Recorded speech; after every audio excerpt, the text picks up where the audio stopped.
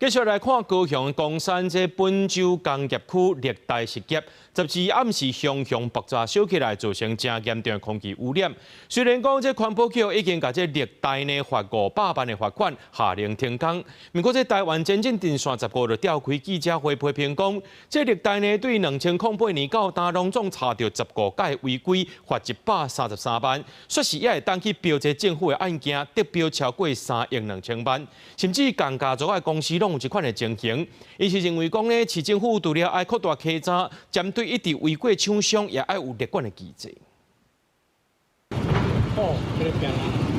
火若燒若傳出爆炸聲音，烏煙一天衝去天頂。高雄歷代實業佇咧岡山的廠區，12暗時發生大火，因為廠區內底攏是重球甲樹葉廢棄物，火一倒就隨彈開，攏總燒9點外鐘。消防局動員900名人力才甲大火拍花。水邦市府已經針對歷代造成的污染，開出上懸500萬的罰款。不止告台灣前進電線15召開記者會表示，這場火唔但燒出空污，也燒出政府採工制度的空隙，因為歷代對2008年甲呾已經違規15屆。恐罰133萬元，所照常會當去提政府的標案，得標的金額超過3億2千萬，實在不合理。違規累累的業者仍然可以持續承包政府標案，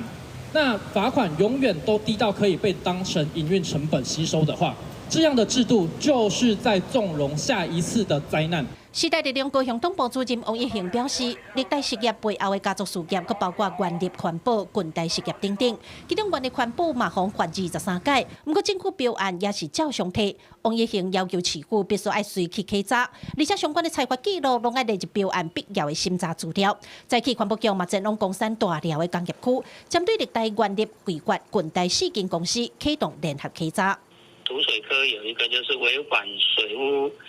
污法第18條了，它的雨污水沒有確實分流了，廢棄物的產出量超過那個規定的10%。因為這個工廠處理的攏是風險懸的樹葉廢棄物，只要發生事故，攏真惡收煞。台灣前進電線嘛要求中央對違規累犯發生重大事故的業者，愛提懸投標的限制，嘛愛加強對環保累犯的管理，唔通讓這款一直發一直標的代誌擱再發生。記者郭家祖、邱朝陽、高雄場報道。